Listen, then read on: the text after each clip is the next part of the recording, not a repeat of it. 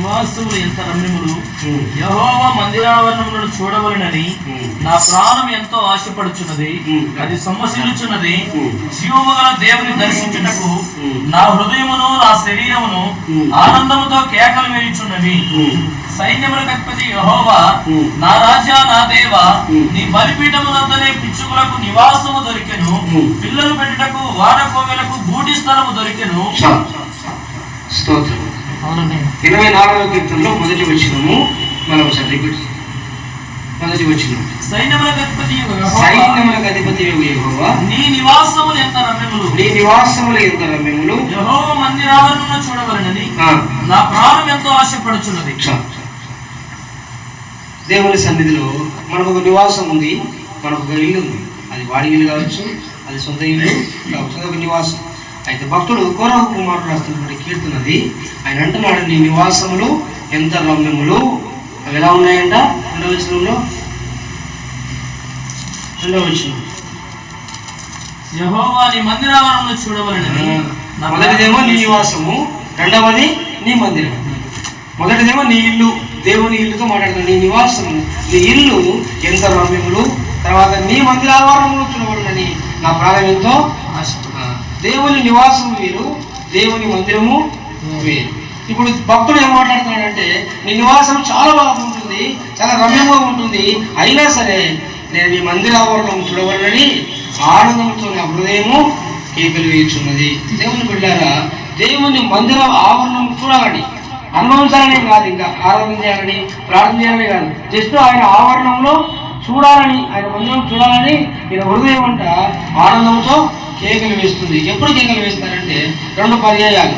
ఒకటి, బాధ కలిగినప్పుడు, దుఃఖం వచ్చినప్పుడు కేకలు వేస్తారు. రెండవది, ఎక్కువ సంతోషం కలిగినప్పుడు కూడా కేకలు వేస్తారు. కోరహు ఎందుకు ఈ మాట రాశాడంటే, వారికి నివాసం లేదు.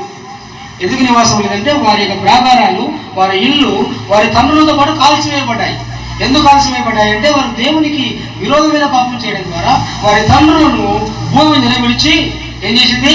వారిని కప్పివేసింది. కనుక వారితో పాటు వారి నివాసాలు, అంటే వారి ఇల్లు కూడా కాల్చబడిపోయి ఉన్నాయి. అయితే వారి భక్తుడు రాస్తున్నాడు, వారి కుమారుడు, నీ నివాసం ఎంత. ఎక్కడ ఉంది నివాసము? దేవుని నివాసం ఉందా? దేవుని నివాసం ఏమి లేదు ఇక్కడ, ఈ లోకంలో ఏమి లేదు.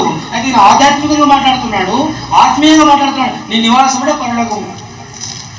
నీ నివాసం అంటే పరలోకము. సీయోను, యెహోవా సన్నిధిలో మౌనంగా ఉండుట, దేవునికి స్తుతి చెల్లించుటే అని రాయబడింది.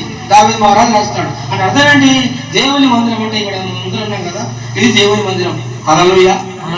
దేవుని మందిరం ఎక్కడైతే ఇద్దరు ముగ్గురు కూడి యేసుక్రీస్తు నామములో ఆయన ప్రార్థన చేస్తారో, ఆయన ఆరాధిస్తారో, అదేమవుతుందంట? దేవుని మందిరము అవుతుంది. నా మందిరము సమస్త జనులకు ప్రార్థనా మందిరం అని అనబడుతుంది. కాబట్టి నేను రాస్తున్నాడు, ఇప్పుడు నీ నివాసములు బాగున్నాయి కానీ, అలాగని నీ నివాసంలో నేను లేను కానీ నీ మందిరానికి కూడా నేను వెళ్తాను. హల్లెలూయా. సరే, నివాసాల్లో ఉంటారు. నివాసం ఎందుకు ఉపయోగపడుతుంది అంటే, నెమ్మది, సమాధానము, సంతోషము, రెస్ట్ అంటే విశ్రాంతి. దాని కొరకు మాత్రమే మనకి ఇల్లు. పగలంతా పని చేస్తాము, లేకపోతే వ్యాపారం చేస్తాం, లేకపోతే ఉద్యోగం చేస్తాం, సాయంత్రం వేసరికి, రాత్రి వేసరికి మనం ఏం చేస్తాం? మన ఇంటికి మనము వస్తాం. ఎందుకని? మన పిల్లలు మనం అందరం కలిసి విశ్రాంతి తీసుకోవడానికి ఇల్లు, దాని నివాసం అంటారు. అక్కడ ఉంటాం. తర్వాత ఉదయం అయిన తర్వాత మన ఇంట్లో ఉంటామా? ఇంకా మన ఇళ్ళలో ఉండం. మన ఎక్కడికి వెళ్తాం? మనం మళ్ళీ పనికో, కూలి పనికో, వ్యాపారానికో, ఉద్యోగానికో. అంటే మన ఇంట్లో మనం ఎప్పుడు ఉంటామంటే విశ్రాంతి తీసుకున్నప్పుడు మాత్రమే ఉంటాం. ఇప్పుడు భక్తుడు ఏం రాస్తాడు కోరహు మాట అంటే, నీ నివాసములు దేవా, సైన్యములకు అధిపతివైన యెహోవా, నీ నివాసములు ఎంత రమ్యములు, అయినను నీ మందిర ఆవరణములను చూడవలనని నా హృదయము ఆనందంతో కేకలు. అంటే దేవుని మందిరానికి వెళ్ళడానికి మనం ఏం చేయాలంట? ఆనందంతో మనము అక్కడికి రావాలి అని రాయబడింది వాక్యం. కాబట్టి మొదటిది దేవుని, తర్వాత వచ్చింది 4వ వచనం, దేవుని మందిరానికి రావాలని మన హృదయం ఆనందంతో కేకలు వేయాలి. సైన్యములకు అధిపతి యెహోవా, నా రాజా, నా దేవా, నీ బలిపీఠము వద్దనే పిచ్చుకలకు నివాసము దొరికెను. పిల్లలు పెట్టుటకు వానకోవెలకు గూటి స్థలము దొరికెను. నీ బలిపీఠము వద్దనే పిచ్చుకలకు నివాసము. మొదటిదేమో నీ నివాసము, నీ నివాసము నాకు దొరికింది అని కోరహు కుమారుడు రాస్తున్నాడు. అయితే నీ నివాసం నాకు దొరికింది కదని నేను నివాసంలోనే ఉండడం లేదు, ఇంట్లోనే ఉండడం లేదు, కానీ నీ మందిరానికి నేను వస్తున్నాను. రెండవది, నీ బలిపీఠము యొక్క పిచ్చుకలకు నివాసము దొరికింది. గమనించారు ఈ మాట? పిచ్చుకలకు కూడా నివాసమే. పిచ్చుకలకు ఇల్లు ఉంటాయా? ఏముంటాయి పిచ్చుకలకు? పిచ్చుకలకు పక్షులకు ఏముంటాయి? గూడు ఉంటాయి. ఎందుకంటే మన ఇల్లంత ఉంటుందా గూడు? అవి సరిపోయేంత 1-2 ఉండే పక్షులు ఉండేంత గూడు మాత్రమే. అవి కూడా అవే పెట్టుకుంటాయి. ఎవరైనా పెట్టిస్తారా? గూడు పెట్టిస్తారా? అని అంటున్నాడు భక్తుడు, నీ బలిపీఠమును పిచ్చుకలకు నివాసము. ఎందుకు పిచ్చుకలు తెలిసిన, ఎందుకు పక్షుల గురించి మాట్లాడే తెలిసిన, బలిపీఠము బలిపించడానికి ఇశ్రాయేలులో ఉండేది. ఎవరైనా పాపము చేస్తే వాళ్ళు ఏం చేసేవారంటే ఒక గువ్వ, చెప్పండి, ఒక గువ్వ, ఒక పావురము ఇవి తీసుకొని వచ్చి వాళ్ళు చేసిన పాపము ఏ స్థాయిలో ఉందో వారు బలిపీఠం దగ్గర ఏమనిపించేవాళ్ళు? బలి అర్పించేవాళ్ళు. ఇశ్రాయేలు అంతా అంతే. బలిపీఠము బలికి సాదృశ్యం. మరి ఎవరు అనిపించేవాళ్ళు? పక్షులనే. ఇప్పుడు అంటున్నాడు, నీ బలిపీఠం ఉంటేనే పిచ్చుకలకు నివాసము. నివాసం అంటే నివసించడానికి కాదు, ఏం చేయడానికి? బలి అర్పించడానికి. హల్లెలూయా.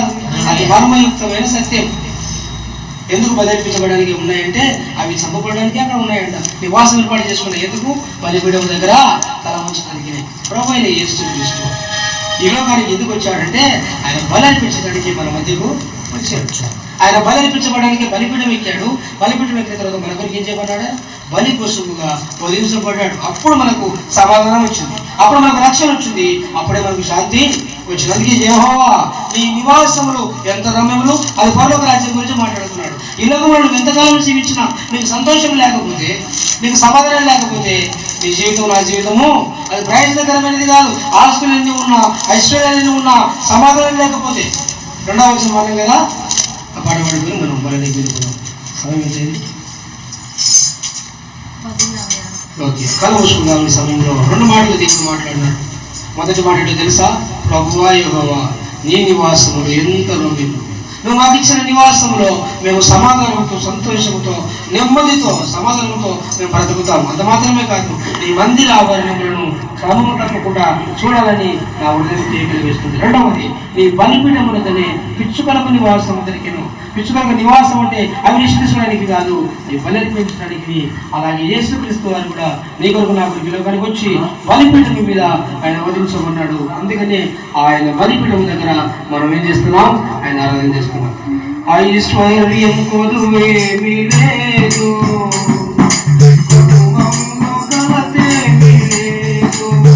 అయినను ఎందుకో నెమ్మది లేదు, అయినను ఎందుకో నెమ్మది లేదు, సమాధానం